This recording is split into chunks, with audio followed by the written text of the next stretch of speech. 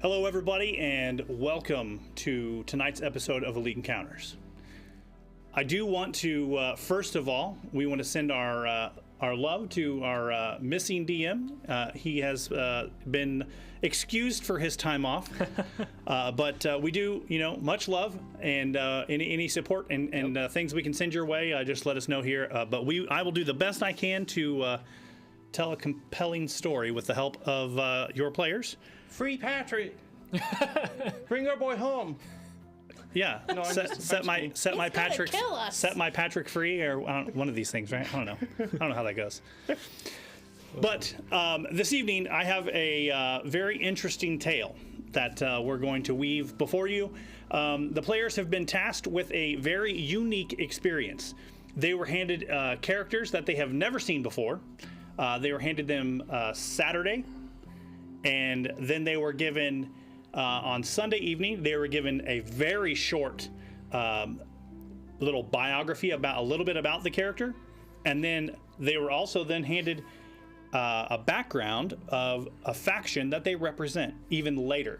So we tried to hold off as long as we possibly could to give them the information to kind of test the role-playing chops of the players here at the table for Bloodlords. I can promise you one thing out of this story. We're going to find out very quickly,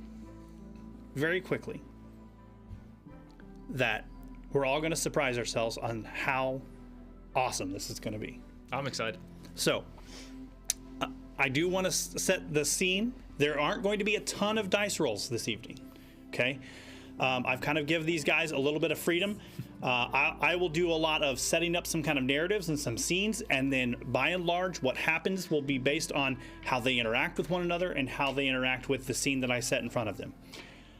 Think of this all kind of like a dreamscape, and if they, in their dream, they say, I'm going to walk over to this crate that's on the ground. Even if I may not have described there to be a crate, the crate will be there for all intents and purposes. They have the freedom to kind of morph my vision into whatever fits the narrative they're trying to tell. Right.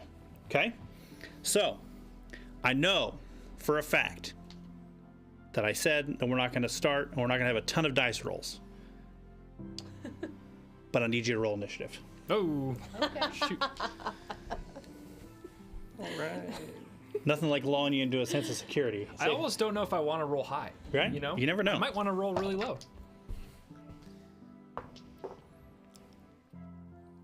Okay, we're going to start down here with Bess. What do you got? Figure out what my 11. Okay. Joseph. 9. 9. Jenny. Dang. 24. My God, 24. 25. 25. Okay. Jacob. Yes. You're first. I know. I was like, maybe I should have rolled low. Okay. Jacob. I'm ready. What's up? What I need from you, sitting before you is a dark stone floor. It is ruins by and large. If you have knowledge of history or something that would help you discover maybe what these ruins are, I would take that roll here. Okay. If you don't have that, we'll let maybe some of your other players clue you in as you go along. Sure. I'll give it a knowledge society. Roll. If this is for any kind of humanoid history, I might have an idea. Sure. That's a 17. Okay. Are you familiar with Vigil? I think I remember. Tell me about Vigil. Some years ago, it was a city of several thousand people, knights mostly, the Knights of Lastwall, and they were destroyed by a powerful weapon wielded by the Whispering Tyrant. They were almost all killed, and those that survived have fled or still eke out some minor existence here in the Gravelands that they're now called. So I know a little about what may remain, but I know very little about the actual ruins themselves. What is here now after that cataclysmic event several years ago, I know very little of. This image of Vigil flashes in your brain. People say at the moments before you pass on, your life flashes before you and you relive your entire life in an instant. Mm-hmm.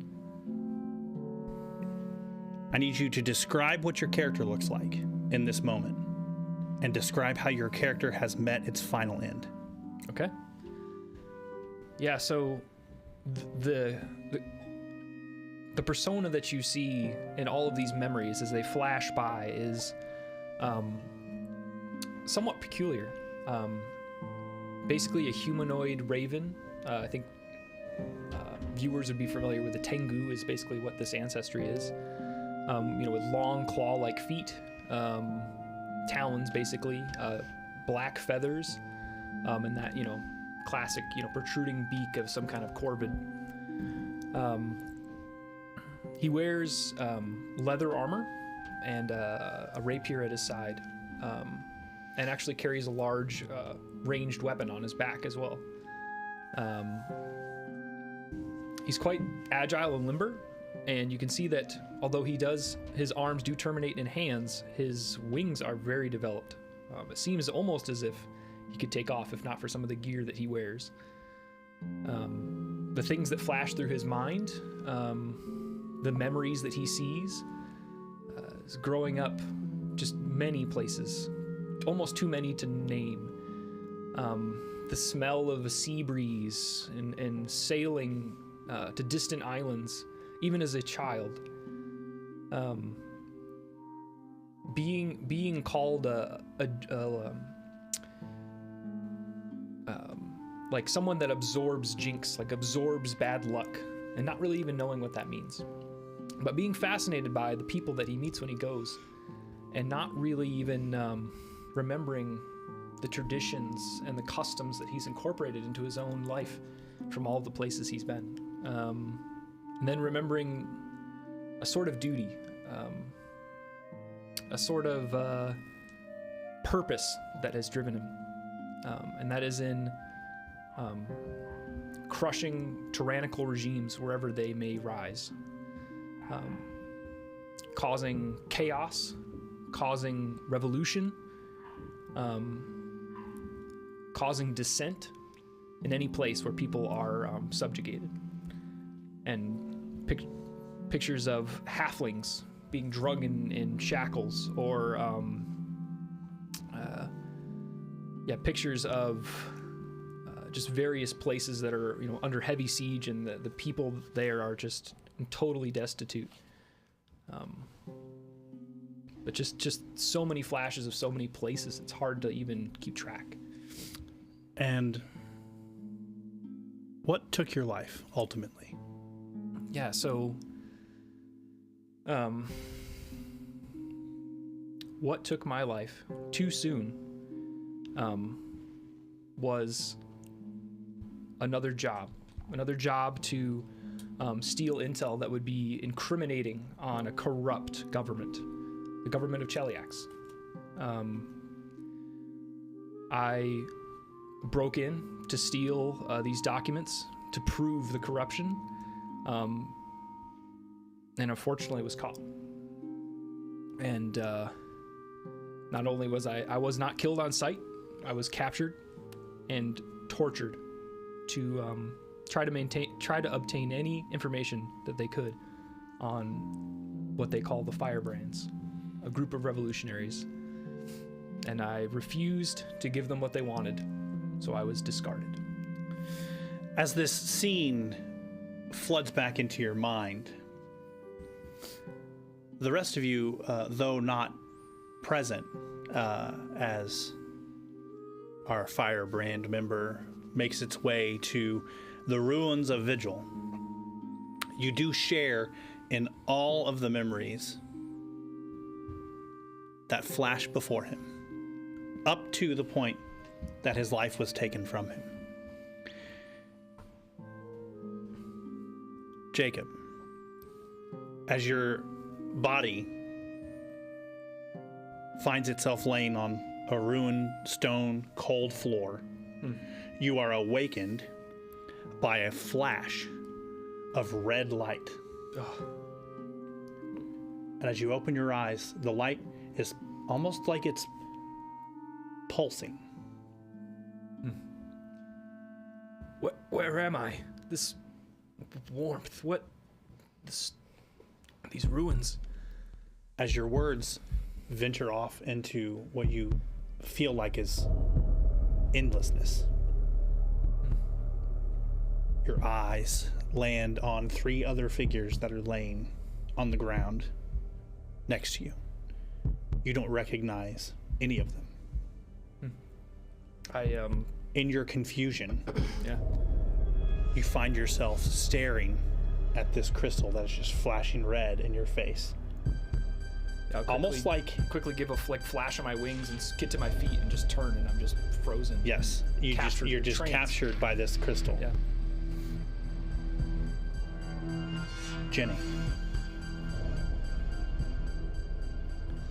describe to me who you are, what you look like, and ultimately, Jenny, what ended your life?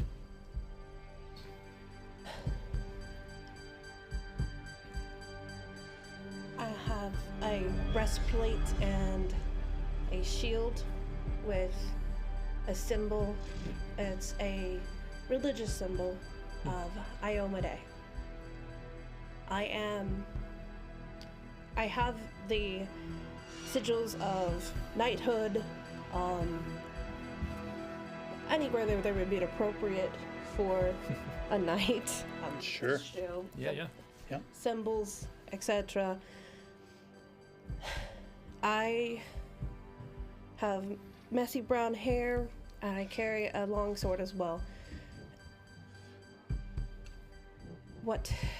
I was there. You are very familiar with this place.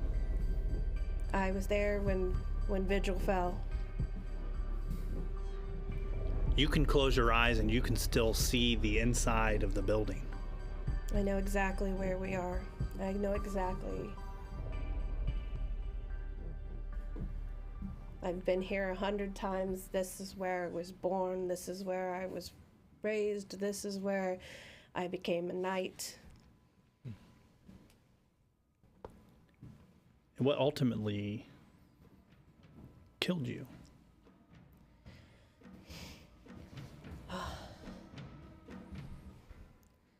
It was a hard battle. Lots of people died.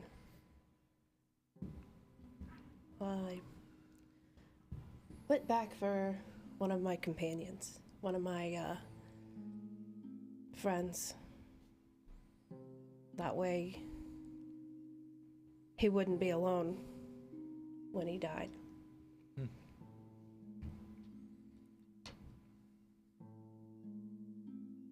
Were you trapped? Did something fall and kill you? Did you get run through?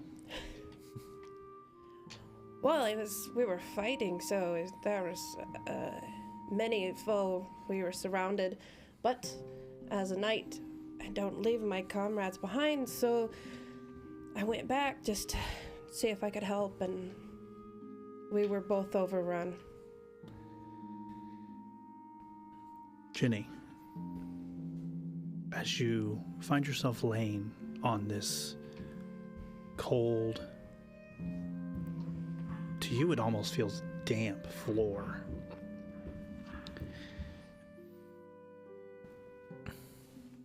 you rustle as your consciousness is kind of coming to, and you hear the sounds of your armor scraping on the ground as you're trying to get yourself right. You feel the weight of your shield still strapped to your arm. Your long sword is just inside of your reach, and your hand curls around it, and it feels right. As you open your eyes, you see a Tengu, a winged job's done. You see a winged man standing, staring at a crystal. This crystal is flashing gold at you. And then the light pulses. You find yourself drawn to this crystal to a point where you get yourself to your feet, and almost as if you were in trance, your eyes lock into this crystal.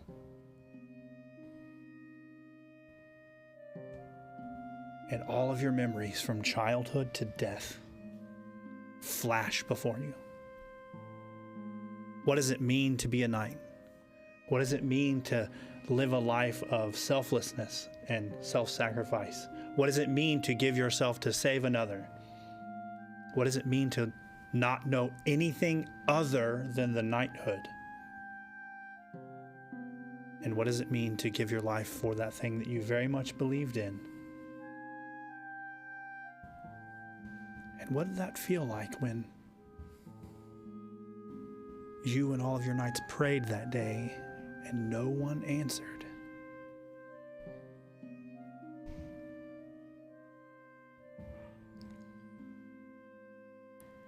I don't know who got next on initiative, so we're going to jump down here to Bess. Bess. I'm so excited. Describe to me what you look like. Kind of a little bit about who you are, where you came from, and then ultimately, what ended your life? Okay.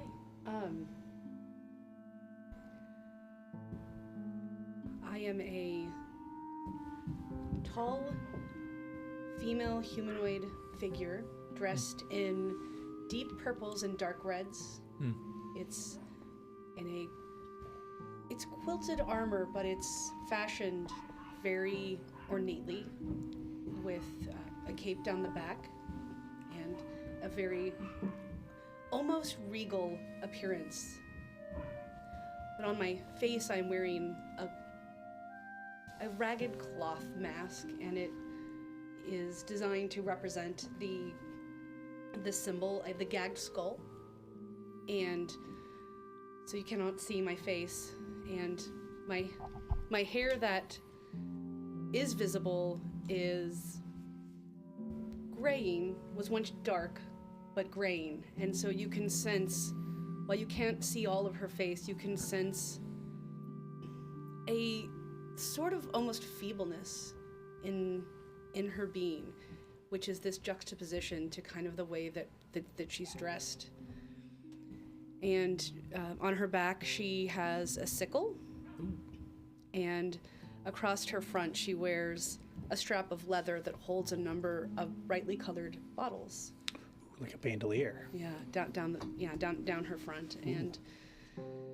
And she seems very, very calm and determined and resolute, but very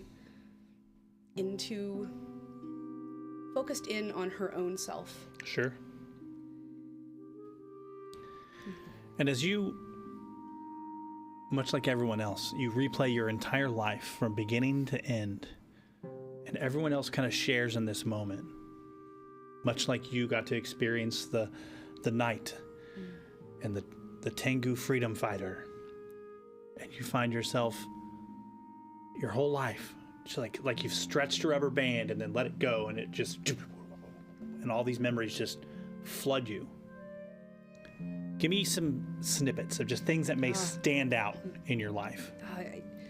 I think you would definitely see the pursuit of truth and education, and the time that she spent studying so diligently in medicine, and just wanting so earnestly to learn how to heal and to fix people, but just this constant frustration that even in the path of healing there's so much suffering. There's the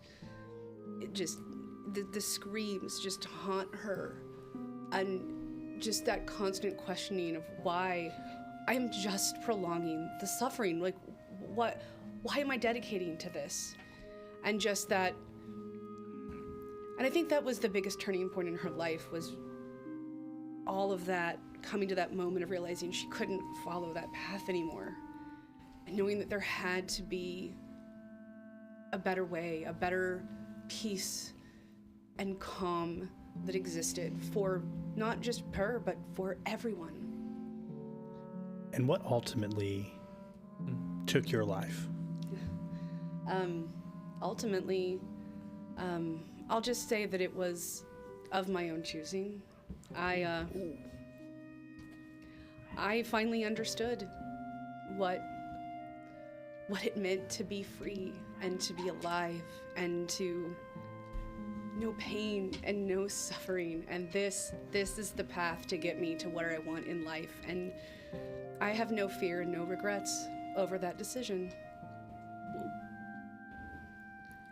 Thank you very much. Bess, as your body is laying on this floor, out of the hours and hours of study and scholarly work, you could close your eyes in this moment and describe to me what the sterile floors feel like with your feet. Even if you're wearing shoes, that's what this floor feels like to you as you're laying there and your hands are stretched on this floor. It feels very sterile. It's quiet. There are other people, but the noise that they're making is inaudible. Your eyes open. What stands before you is a giant crystal. And as you open your eyes and focus, this crystal flashes a brilliant green in your face. And almost like clicking a seatbelt or locking into something with a militant medical focus, your body kind of snaps to life and you stand up. Your bones giving you rigidity as you find yourself staring at this green, pulsing crystal. Whether you acknowledge or even see the other two that are standing at the crystal as well, I'll leave that up to you. But they are there, whether you notice them as trivial at this point.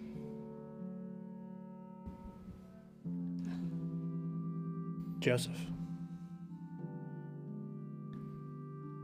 describe to me what you look like. Okay. While I'm lying there on the floor, I have a human torso attached to a horse's body. The horse, it's the equine portion of my body is like jet black hair. Yes. I'm wearing armor that it's black armor with very intricately crafted to resemble exposed musculature. With unnerving detail. The skin that you can see outside of my armor is pale. And I have the same jet black dark hair on my head. Okay. Do you carry any weaponry, or do you have a weapon that's nearby on the ground, maybe? Yes, so yeah, next to me on the ground is a halberd. Oh, that's legit. Yeah. So, as you are laying on the floor, again, much like everyone else, your life is being stretched like a rubber band.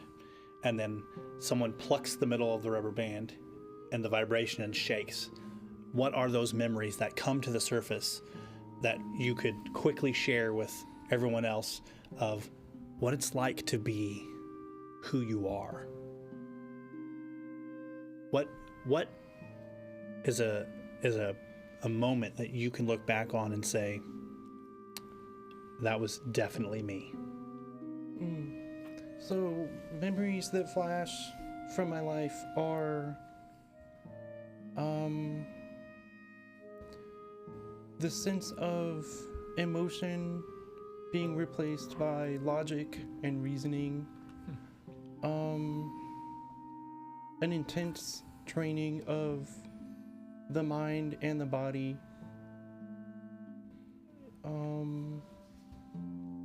intense training, battles to pursue order and justice.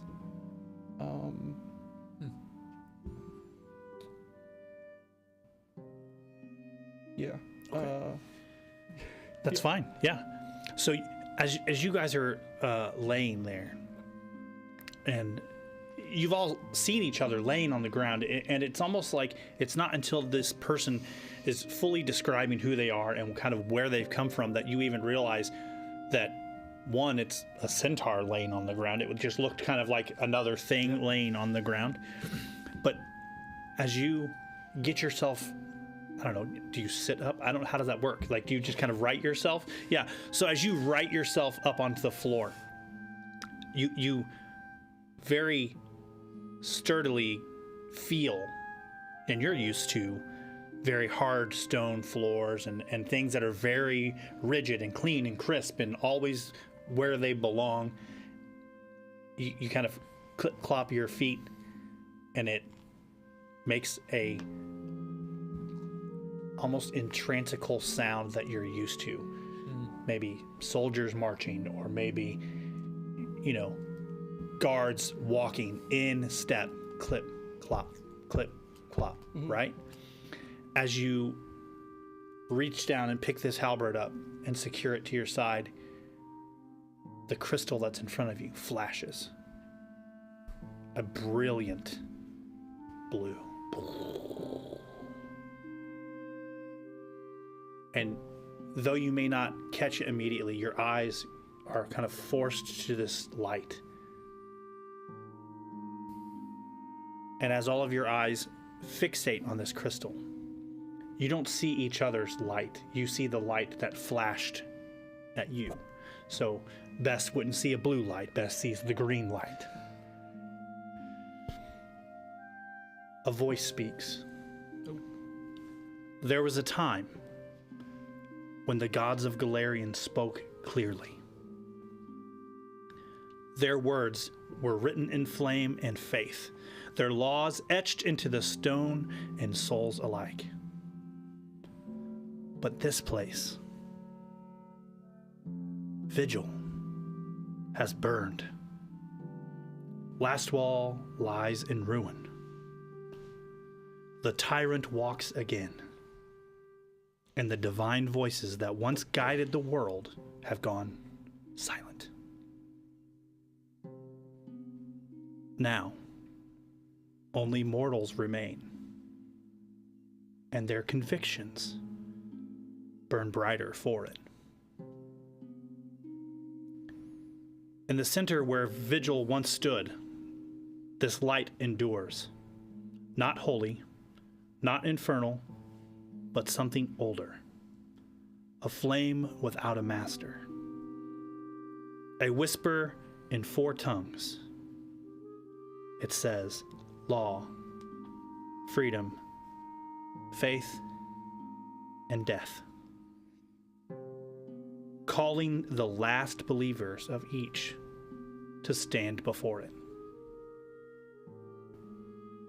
They come not as enemies, but as ideals made flesh.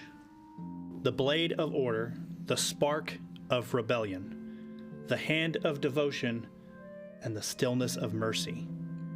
Each carries the truth of their kind, each bears the weight of their own world. And tonight, beneath the silent sky, they decide what truth deserves to live.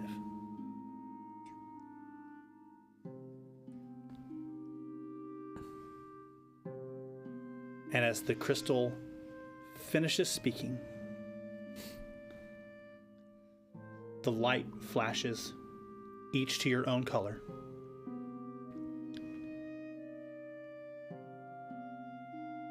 And we find ourselves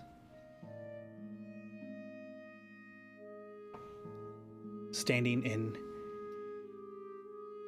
a desolate town.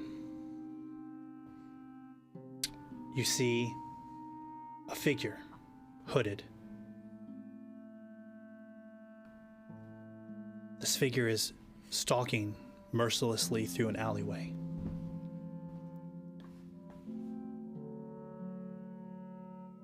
As the figure reaches a chained figure in the alleyway, it begins to pick a lock.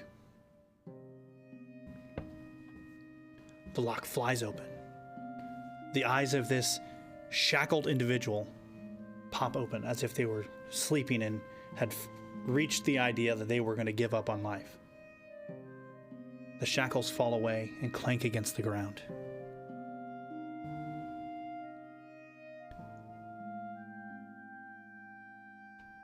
You've just set your first prisoner free.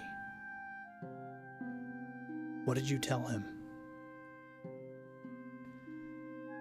I remember this moment very, very clearly. I remember telling him that as long as there is breath, there is hope. And then I remember going on to describe exactly, in great detail, how to escape through blind alleys and sewers, and how to get out. I was doing some work back then with the Bellflower, and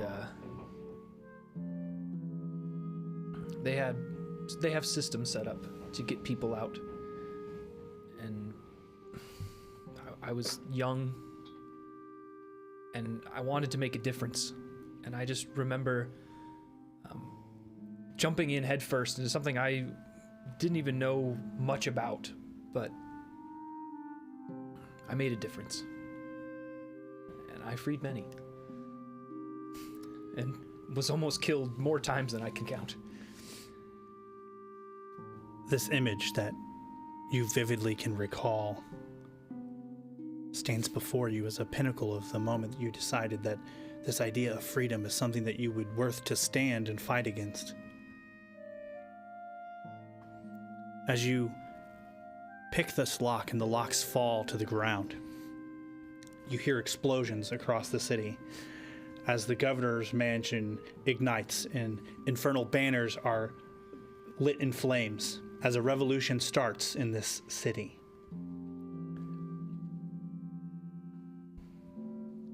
You know that the cost of freedom is sometimes high. Sometimes it may be too high. the vision flashes forward. Maybe 1 week, maybe a month, maybe 2 months. And we find the hooded figure down the same alleyway. This alleyway is littered with children who are starving to death because there is no order. There is no structure. They have gangs that have formed, that have claimed territory. And these children are dying.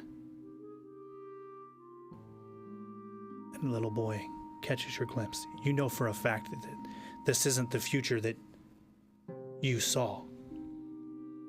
The little boy catches your glimpse, and he says, "At least when I was forced to work, I could eat. What do I do?" And he waits for your answer. I'm so sorry. I thought this would help. You are free. But free to do what exactly? To starve? And I'll reach into my pack and whatever small morsel I have, give to them. But this also is a memory scarred on my mind. That sometimes the price of freedom is too high, and those that are free to their own devices. Sometimes a free people, they go down a path that is not productive. There are those that sometimes step in. Ravenel is a great example. Step in for a freer, more democratic form of government. As you're thinking this path, your crystal that's flashing in your face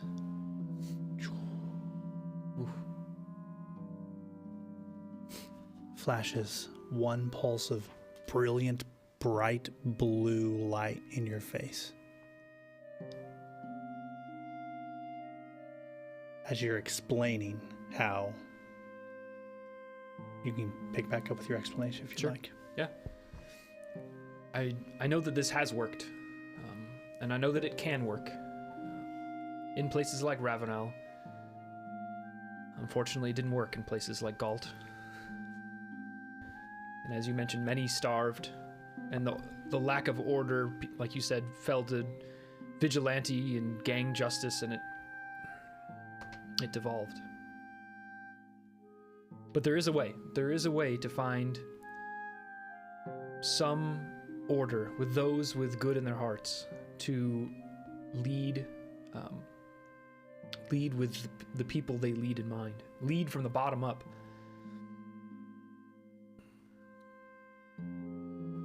As you're standing and these children's voices just repeat in your head, what do we do? What do we do? You hear a few voices that you know were not in that place at that time. Mm-hmm. You hear a voice. It's kind of a gruff female voice. You can't put your finger on where the voice is coming from, but you hear, "Faith gives freedom and direction." You hear a low-toned male voice saying, "You call it freedom. I call it the beginning of their end."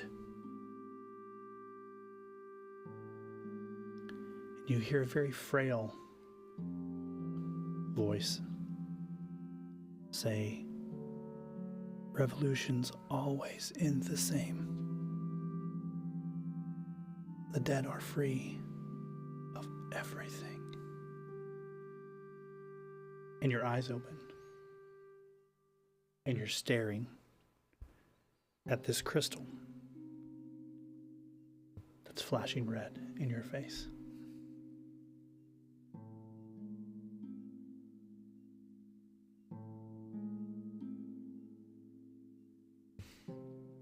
Almost feel like the pain when that flash hits me. It's just almost doubt.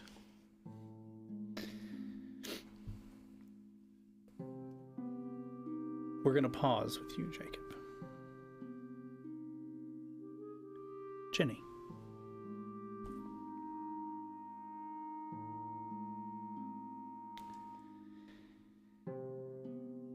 You find yourself kneeling before an altar of Iamade. You know this place. You've been here before.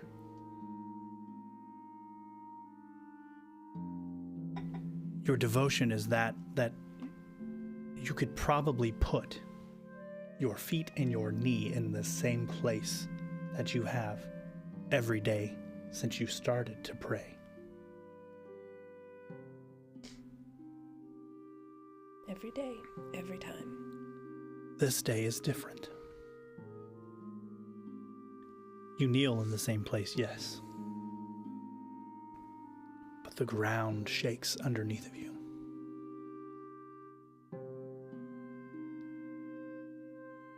Your prayer is simple today. My lady, give us the courage to hold the line.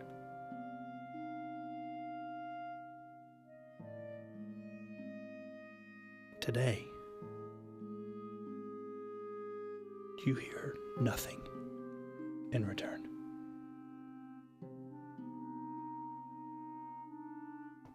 As you're trying to focus and listen as the ground shakes beneath you and the sounds of war are looming on the horizon, a squire breaks into the room. Ma'am, the tyrant advances. The flame, it's dying.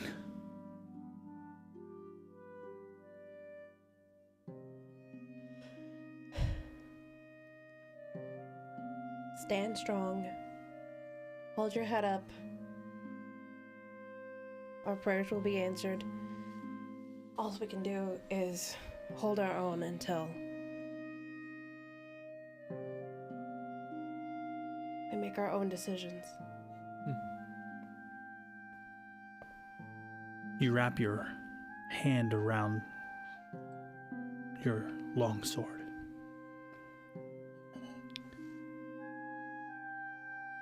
To you, this isn't the first time that Iamade hasn't answered you.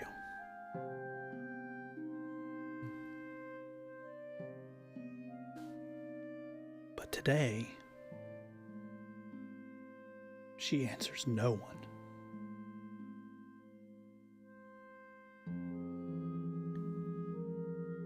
We see an image of the knight raise this longsword above her head and slam this longsword through this table that these knights were praying at.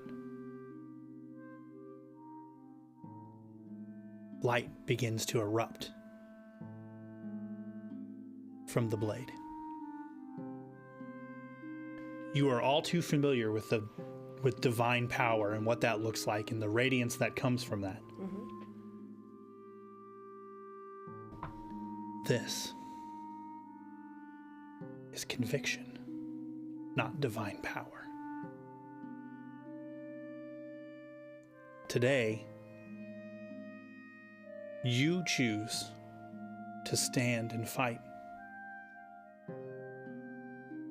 Today, you choose to save your fallen knights. You aren't ordered to do it. You aren't coerced into do it because of your beliefs. Her instructions are silent today. Your actions are your own. And in this moment, it almost feels like blasphemy for a lifetime of servitude, of a lifetime of veneration to a deity who answered prayers and who was there and present and always there when you needed her. You know what happens today? This place falls. Almost everyone dies.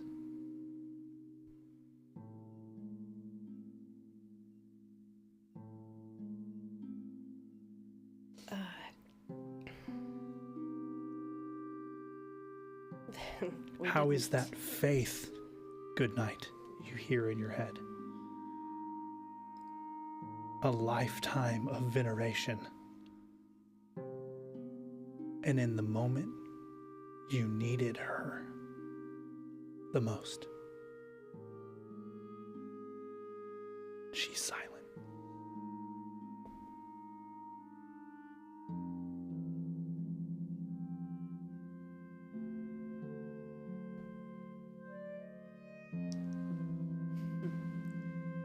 And even though, even in death, my faith still resounds.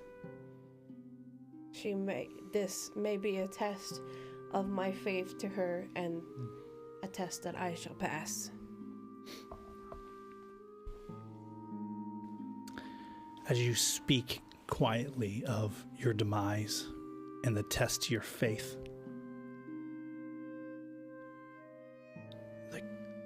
the crystal lights flash, flash. You find yourself sitting in the room that you ran back to. Only this time, it's empty.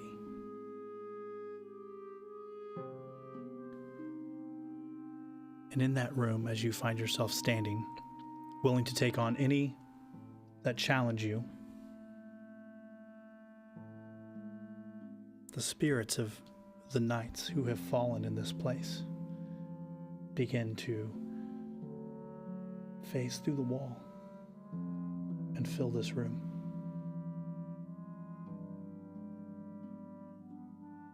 My lady,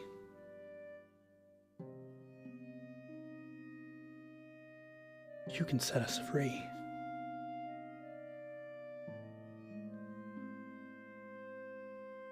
We died with no direction.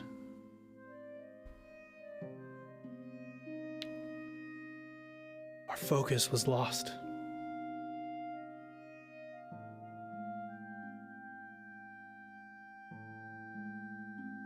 No one will remember who we are.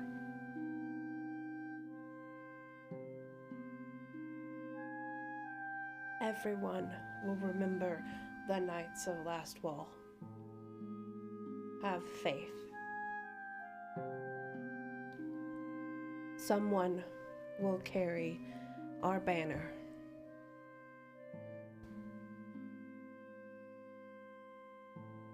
The light blasts to this gold color, the crystal. As you see these knights begin to almost evaporate into these ethereal mists. We fast forward 70, 80, maybe 100 years. You're a fly on a wall in an educational building.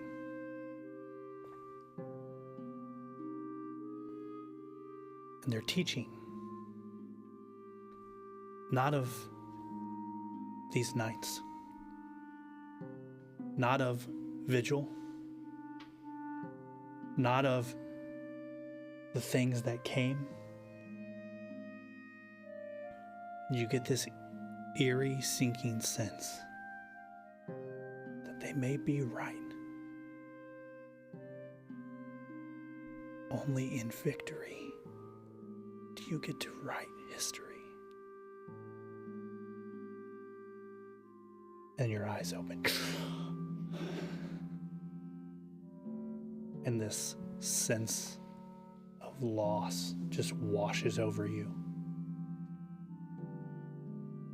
as you try to recall the names of your friends that were in the order with you, and you can't recall any.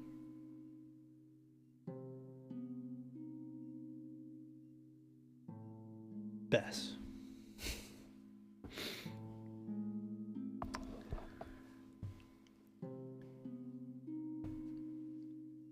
You know what mercy looks like. On the contrary, you know what suffering looks like.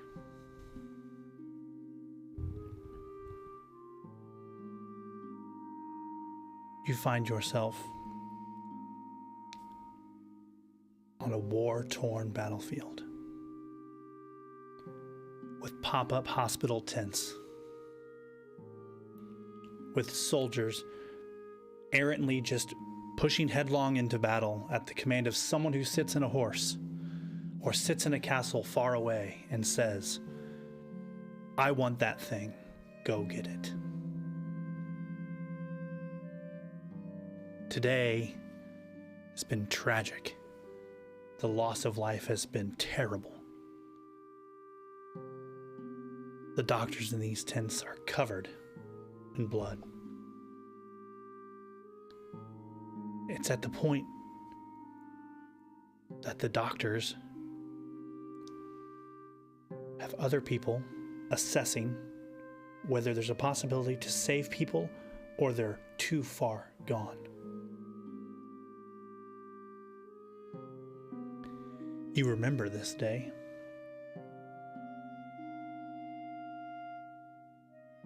You were tasked with deciding who lives and who dies.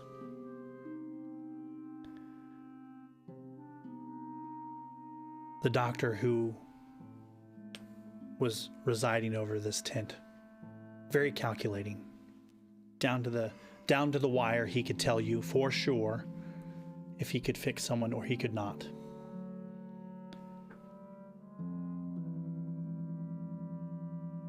Today, though, you had an idea.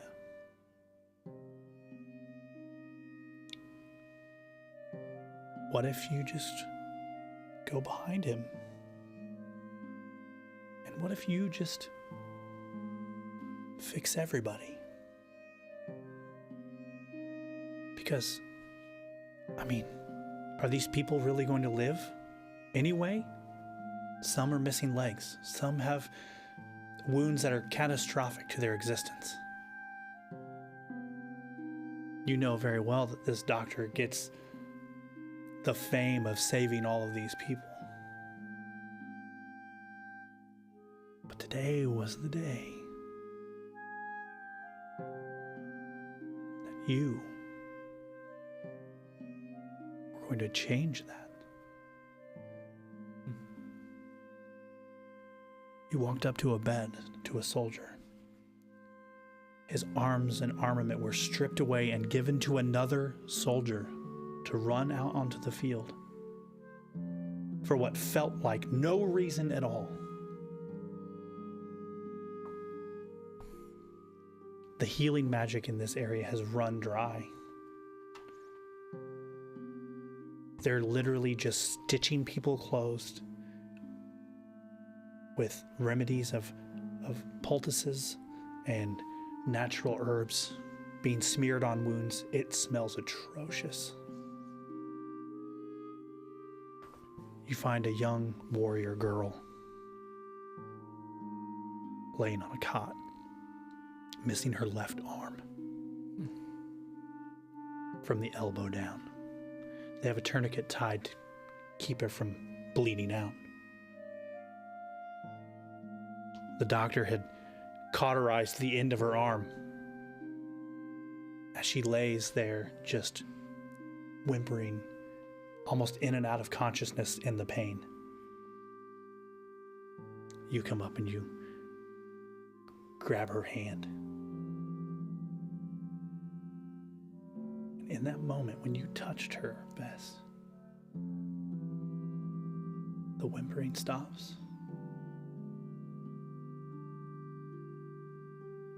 And she breathes. Just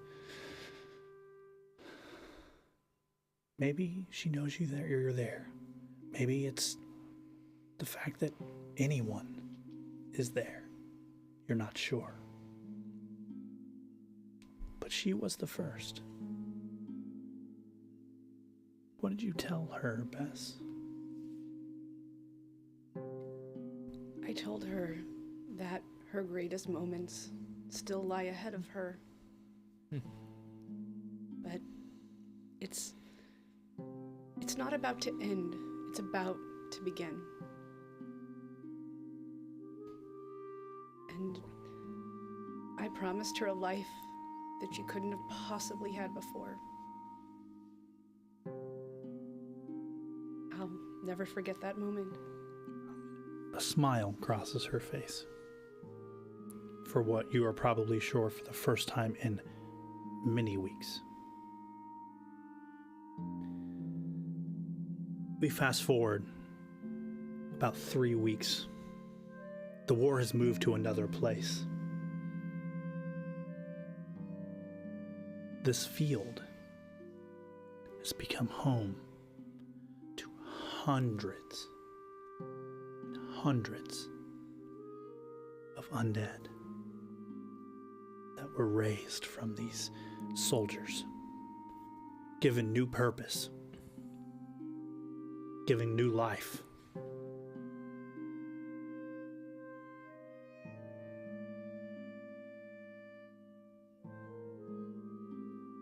Bess, we see you standing overlooking this field. And like some would say a good doctor can, you could point out and you could name every one of them.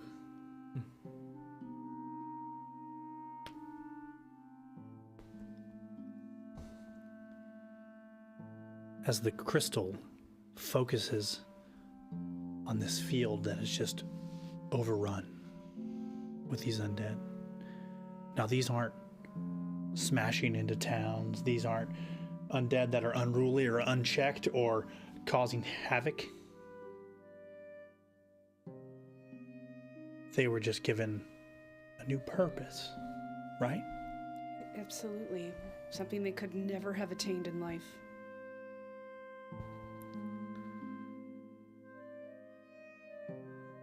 But do undead feel happiness or joy or any of those other emotions that exist?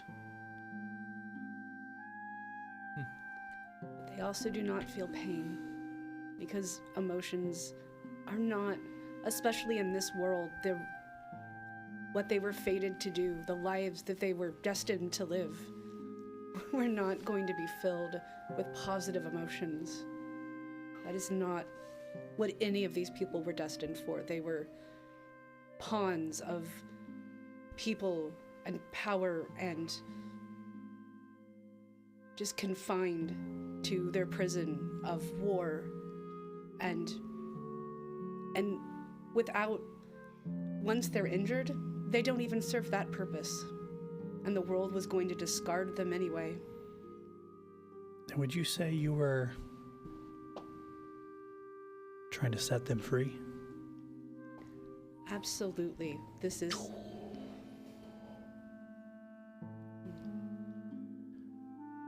As the idea of these beings being set free comes to your mind, the crystal burns red.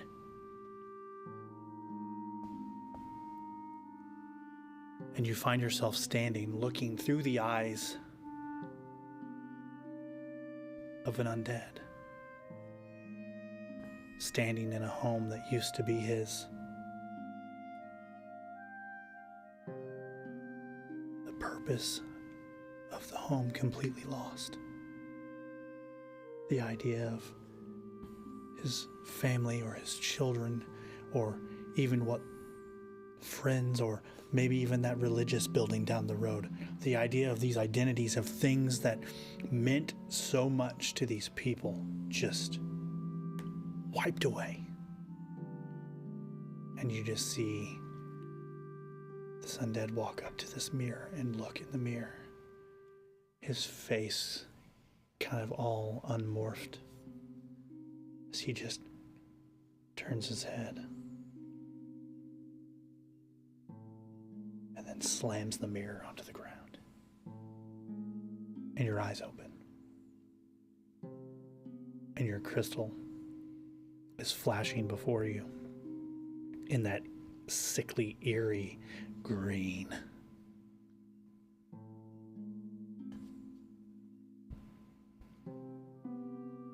Brother Joseph. We find you walking down a road, a cobblestone road, making the very sounds that are very familiar. As you look to your left and right, you're walking with a guard retinue. Maybe there's 4 or 5 of you.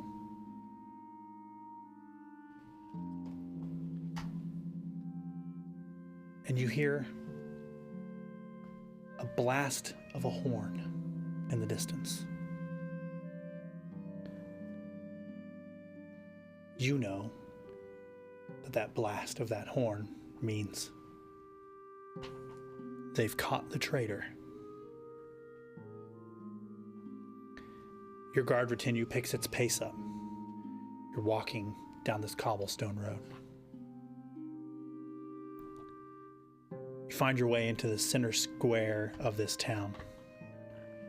Your guard captain, in the most intricate chest plate you have ever seen, stands before you. And he says, "We found her. She was breaking the prisoners out of the shackles and leading them out of the town. She's a traitor. He's a thief. That's a murderer." And he runs down the line of atrocities that these prisoners have committed.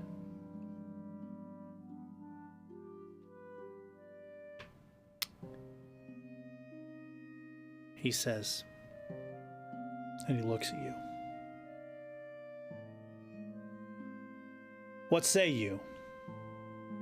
And he points at the girl who is leading them by the hand in a chain through the town. "What happens here? What does your law book tell you in this moment?" They must be punished. These... And you see he pulls out a ledger and he's writing, kind of like gesticulating and writing what you're saying. These hapless, meaningless dreams have no place here.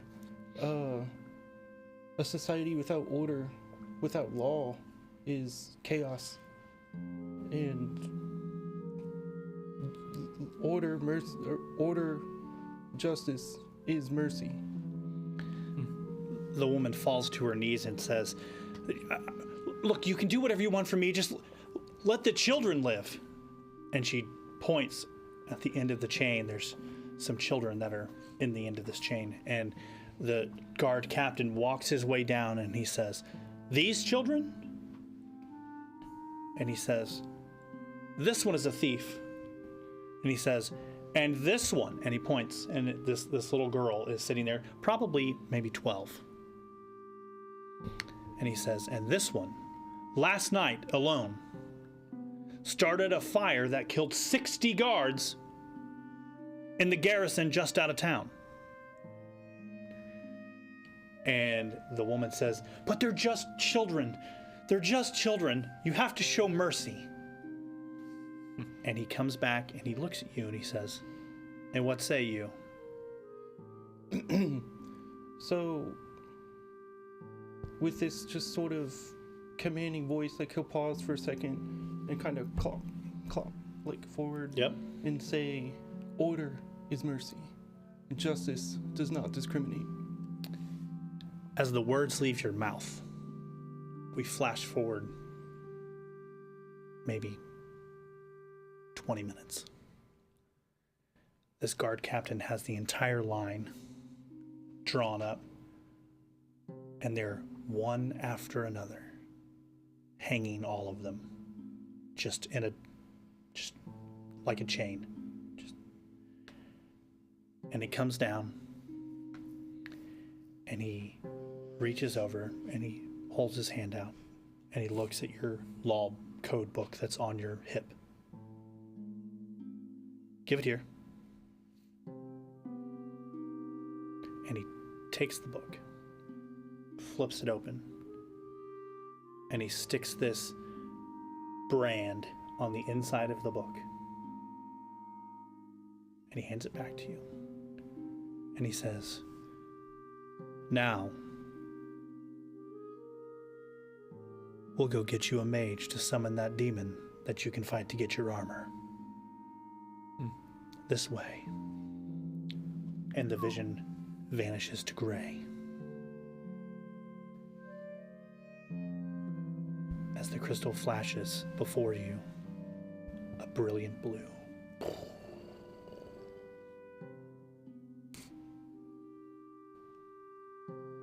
And you know that that test was very real to you. That was the stepping stone that led to the stepping stone that led to the stepping stone, and you find yourself like almost touching your own armor.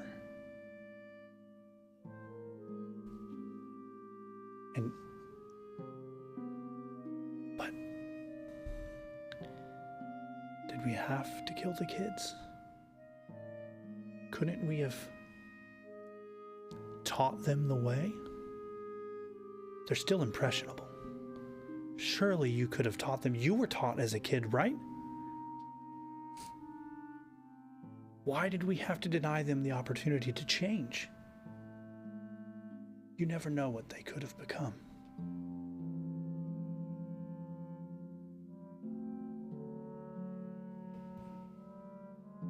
And then, go ahead. Freedom without order is chaos. And I'll feel those emotions of guilt and wondering what could have been, and immediately shift to logic and facts and rules. And what does that sound like? So this thing is pressing into you, saying that they could have been anything. They could have been heroes to the order. I think just a stoic silence. I love that. Feeling that emotion rising up, and then reminding myself the facts that justice does not discriminate and order is necessary. Perfect.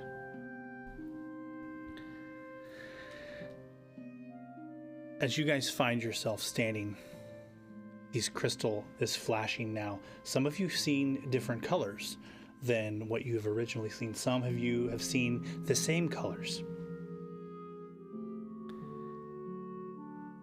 The voice comes back and says, for each ideal, there is a heads and a tails to the coin.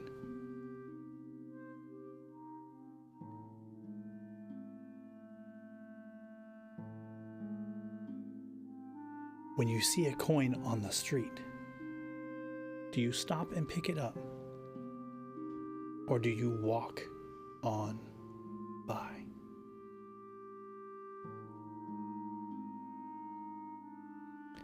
And the light flashes to the color that you are, whatever color you saw last. And it shifts to a vision. We see our Tengu friend standing in the streets, cold cobblestone street.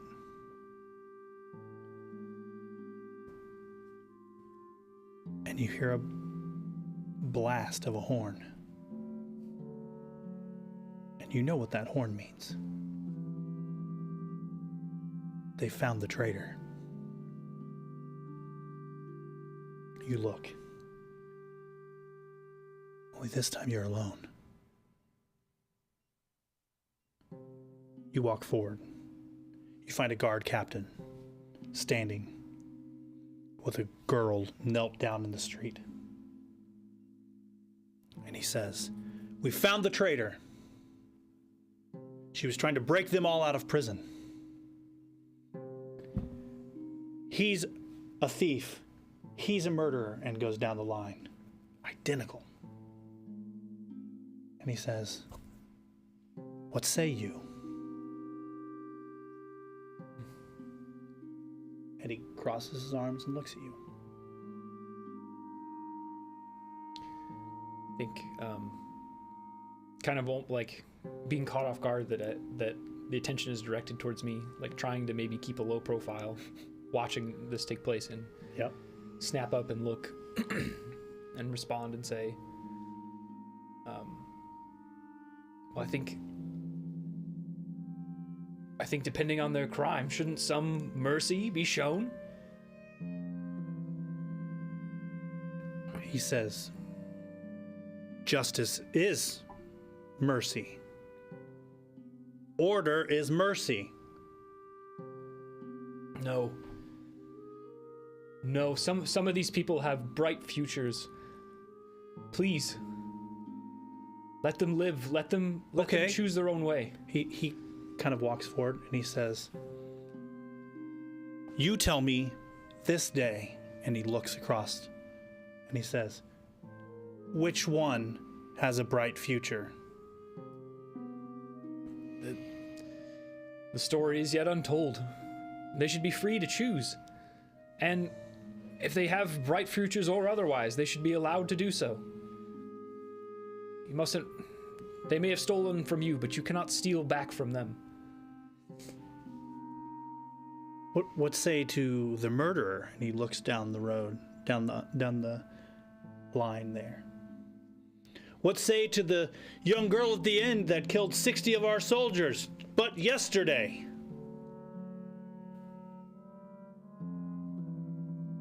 Unfortunately, it's a consequence of the freedom that we all deserve. And he says, "Then unfortunately, these are the consequences for the actions that they take." And in front of you, one by one, he leads them up.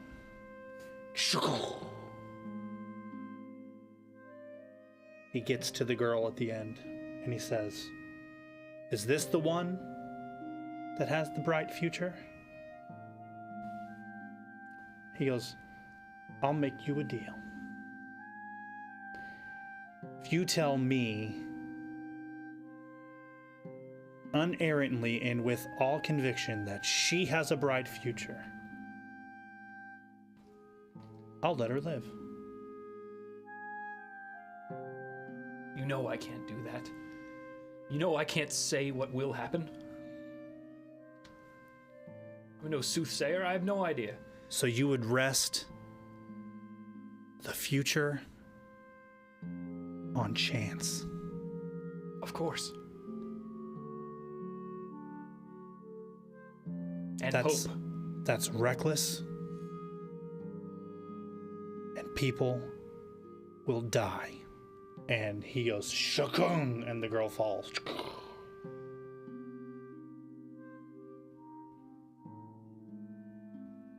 And he looks at you.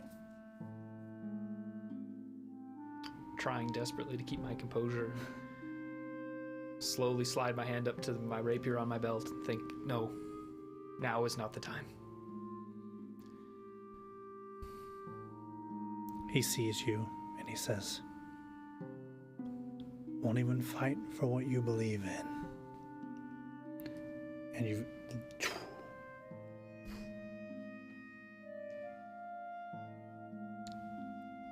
Jenny,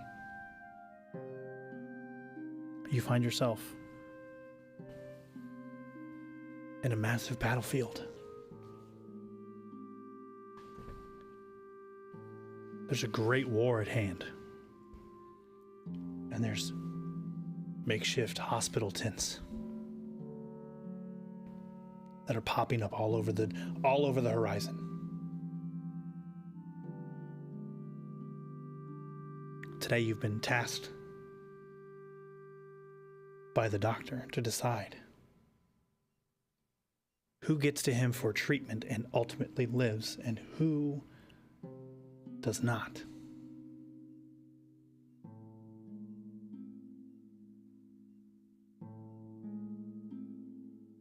What do you do?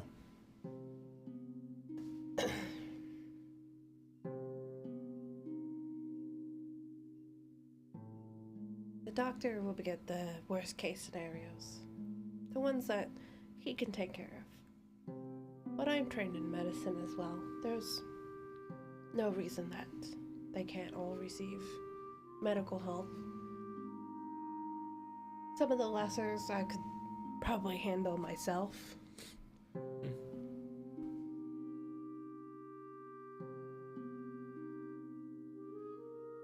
Roll me a medicine check.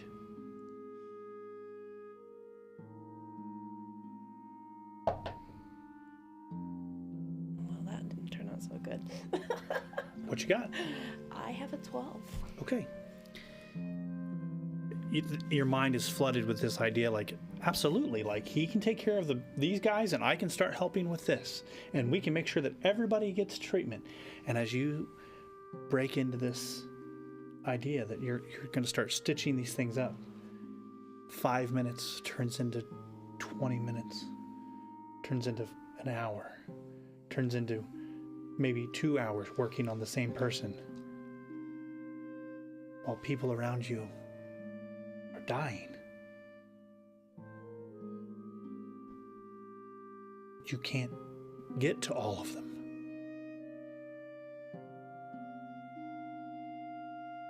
You finish whatever it is you're working on, sewing up this guy's arm or this guy's leg or his chest or whatever.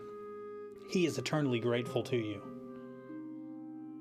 He leans over and hits a soldier that's laying next to him to tell him that he's going to be okay. And his hand whaps a lifeless corpse of his best friend laying next to him. And he looks at you. And he says, "He was way worse than me. Why didn't you help him?" And he looks around, and there are other people doing the same thing, and he points, "You! Why didn't you help him?"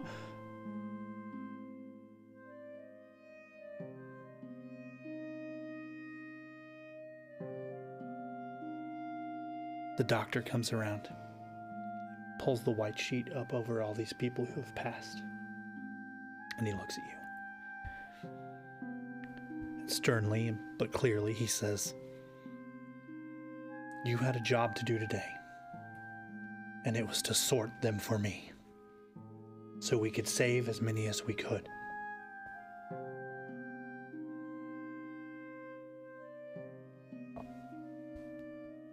A lot of good men and women died today that didn't need to." And he looks at you and he says,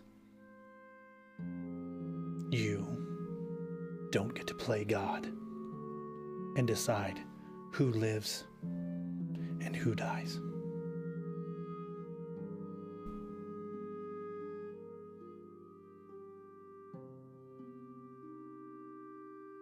And you lay there as the gentleman that you helped is just sobbing uncontrollably as his friend has the white sheet thrown over his head. We fast forward many years. This gentleman is all but homeless, wrecked by survivor's guilt, living beyond what he feels is his station because he should have died on the field that day with his friends. He's standing in a home with a wife and kids, but you can tell that there's no love there anymore. The marriage is probably destroyed. The kids look at him like they're afraid of him.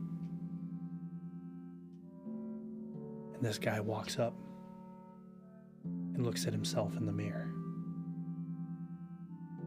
He stands, and you see him just kind of turn his head, kind of in that eerily same way that that undead turned its head in the mirror. All of these things that had purpose before don't have purpose anymore. This guy is very much alive.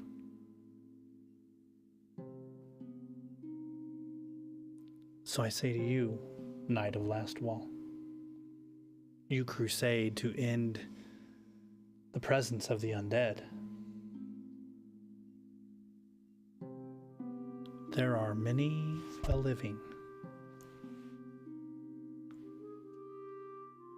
that have the same mindset, outcome, and demeanor as the undead that you crusade against.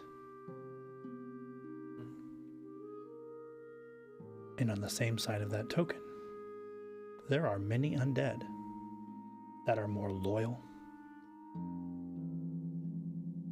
more docile, more honorable than many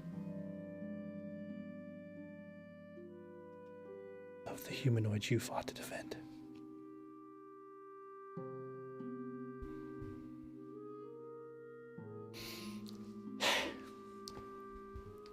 I think we're going to take our break here.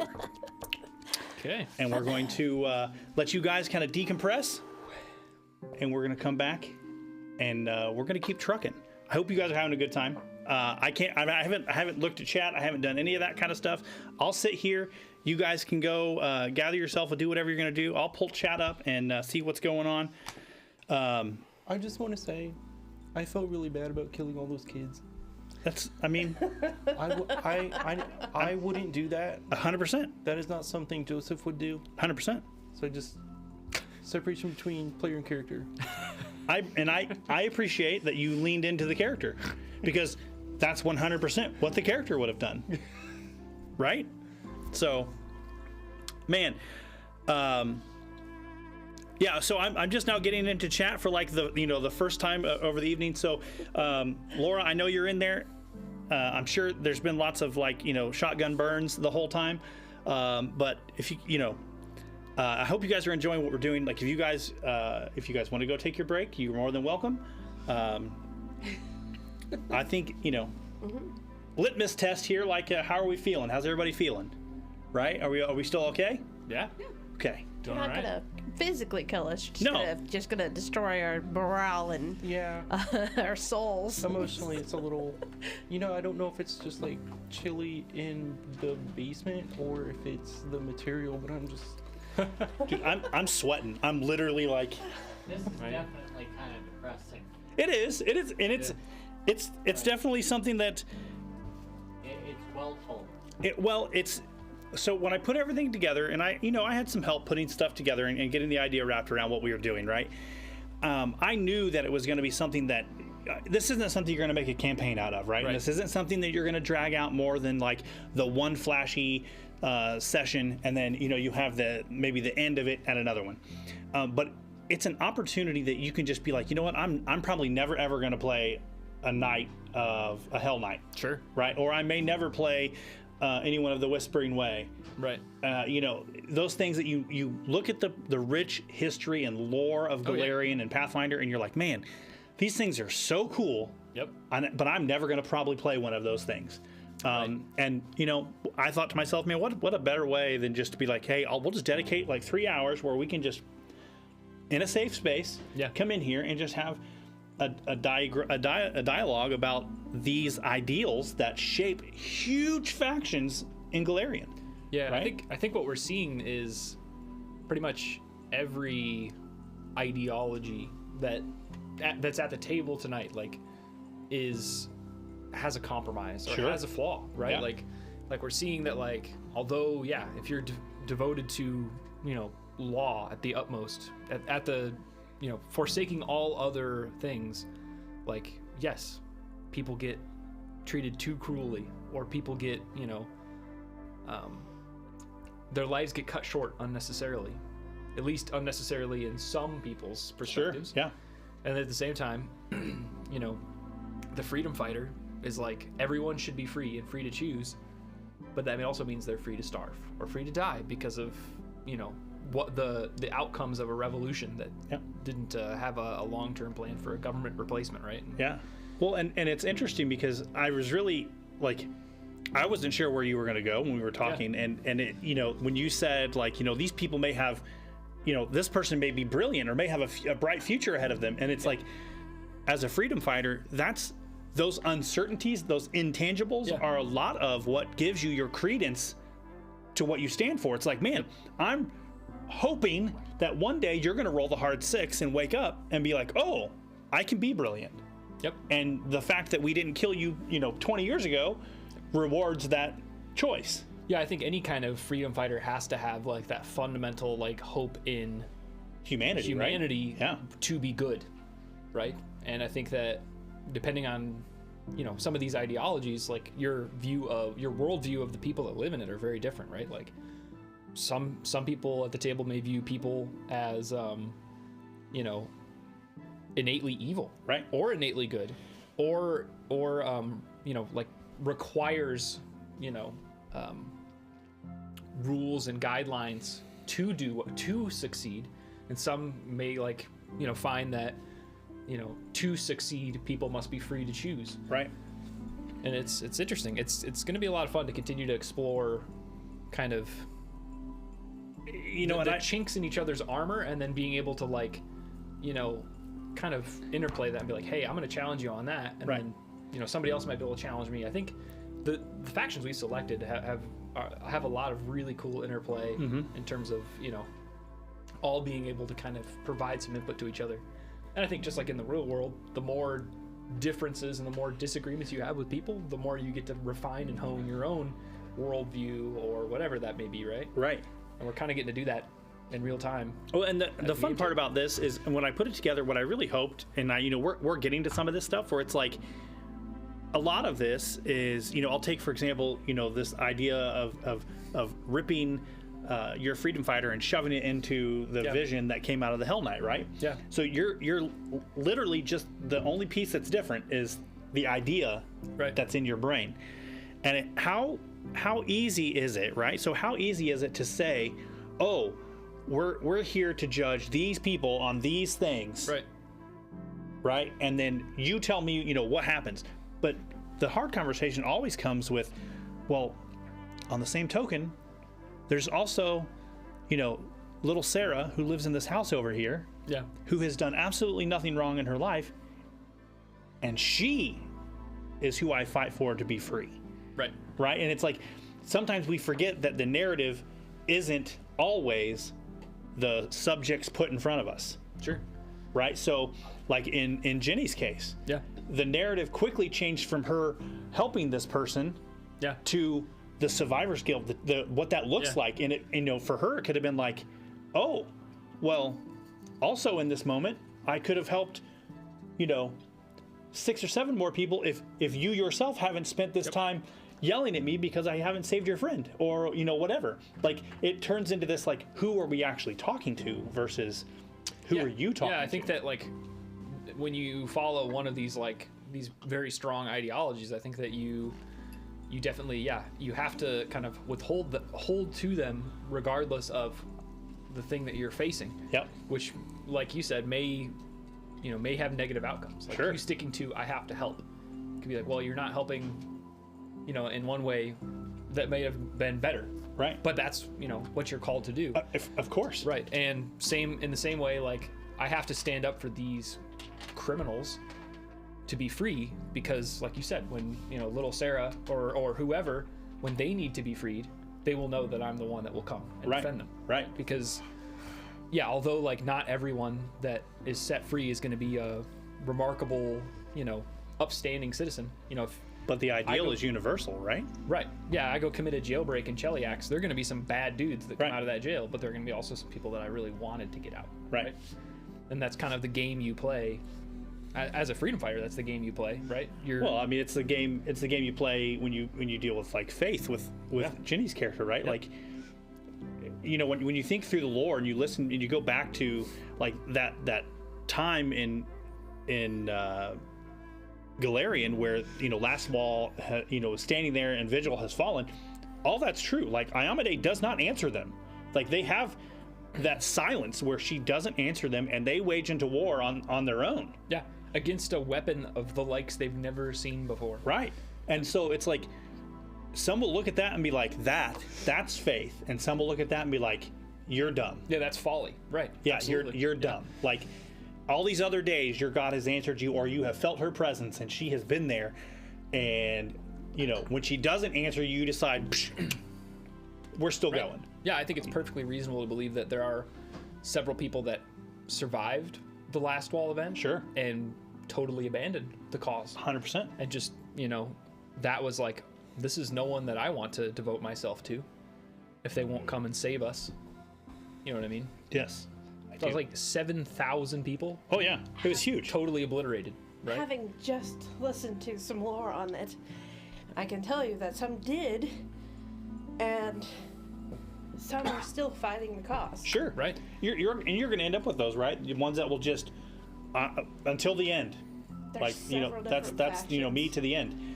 And then you'll have some that, like he said, like in that moment where you're like, okay, I'm faced with a weapon that I've never even seen before or even heard of, and my faith was tested that day, and I'm not strong enough for that. Yeah. I gotta go. The top tier of the government of Vigil, I can't remember what they're called, they're all in Absalom Sure. doing whatever. Absalom things. Well, they're... well, one guy is... The head guy is, like, trying to fund, like, feeding people and stuff. Sure. But he doesn't really have a country to rule, so he's just kind of in the government Sure. trying to find his way, and his other people, like his unders, are also there trying to do this. But there's the Shining Swords, which are in Absalom. They're still trying to carry out, like, the more diplomatic way. Sure. And then there's the Crimson something, which is actually a mother and daughter. The two factions Right. are actually still in Last Wall, fighting the fight, and many, many others. Yeah, and those that have played through Tyrant's Grasp know a lot about, that kind of dichotomy of the sub factions that rose up, and Right. kind of the suspicions of those different factions, right? Like the Crimson Crusaders, I think. I Yes, can't remember. that's the one, Crimson Crusaders. They, there's some suspicion that it's odd. Like they fight in a way that the Shining Crusade did not, right? They fight with subterfuge and with stealth and fight like a scalpel, not a battle axe. Right. And also, there's suspicions that there are some of them in their ranks that are undead, which would be totally anathema Right. to the Knights of Last Wall, right? Because you're supposed to destroy all undead. Yeah. It's very, very interesting. Right. I gotta say, I've yet to play Tyrant's Grasp, but I would love to crack that book because some of the themes that we're getting to touch today is super cool. Real quick, we're actually playing in a different group, the old 1E module for City of Golden Death from the Rasmurin Living God Sure. Yeah. module series, and we're ending up on that Isle of Terror where Tar-Baphon, used to have a city of Jin-Grafar. Right. And it's so cool to see that book from, forever ago play into now where is Tar-Baphon? Right. He's regaining his strength on the Isle of Terror. And it's so cool to see that lore interplay. And we're getting to touch that today, kind of what's happening after Vigil fell. Right. And I think that there are going to be new books, new things coming that we're talking about today that Right. will have an impact Yeah. later. Like we might get to play a Centaur Hell Knight, or I might get to play, a Tengu Firebrand Yeah. in some new book that comes out. That's always the fun part is seeing what Paizo's got up there. For saying sure. next, so. For sure. There's a Hell Knight here? Oh, who Yeah. said that? That's TJ in the back there. Yeah. He's the Hell Knight. Of course. You're just like getting super deep into the lore and how excited you All are. right, and I'm like, wait, what? gonna run. I'll be right back. You guys, Sounds good. I guess fight amongst yourselves. All right, we'll do our best. Everybody roll initiative. No. No, We got 10 minutes to kill each other. to Mike's point earlier, like I probably never would play Hell Knight on my own choosing, but then like getting to research it and look into it, it's actually a super cool.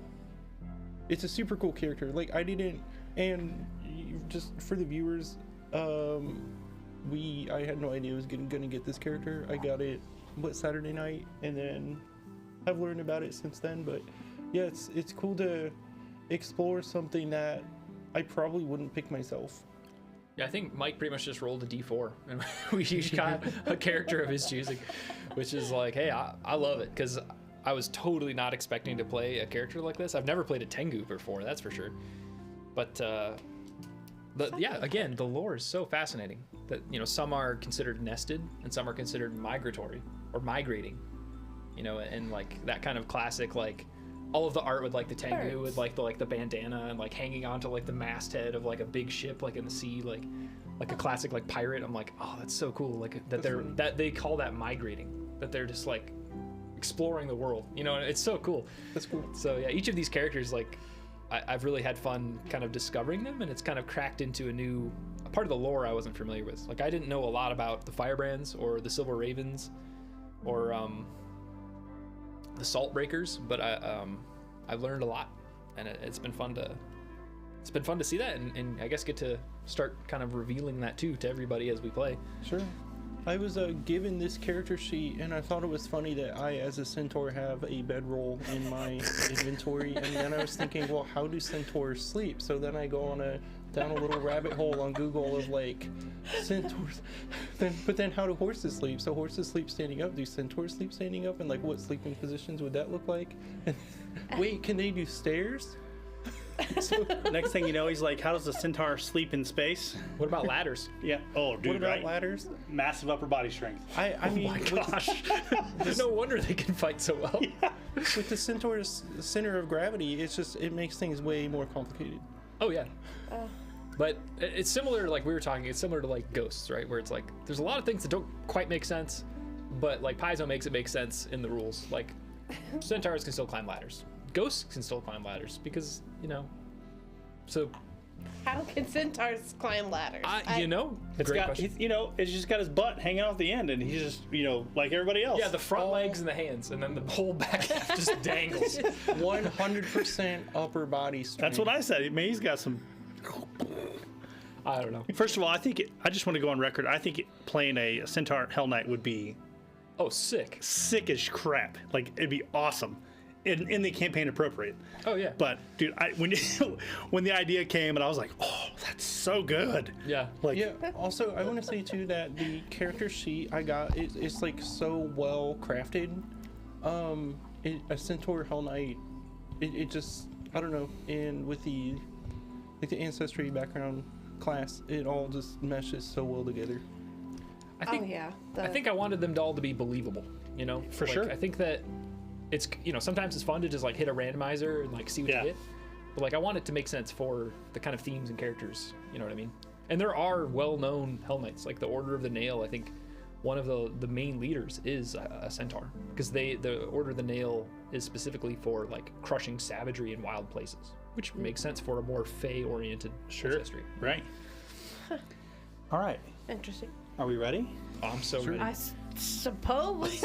Let's on with the emotional damage. I love you, Jenny. I love you. Okay. Are we gonna solve world I'm getting back into character and turning my emotions off. Okay. Good, So if here we we go. say anything about children, we know that this is the Hell Knight speaking. Right. Got it. I sorted those damn pages. It's not my fault. He's slow. Shoot. Tell them how you really feel. I'm just saying that, let him have it. And she could have just actually healed him. So sad. So it doesn't mean I have the heal spells. Yeah, who it's knows? It's a big battle. Yeah, you can't heal everyone. Exactly. Well, Who says I didn't already expend all those? that's what Yeah. Mike said, is like, resources are low. And Which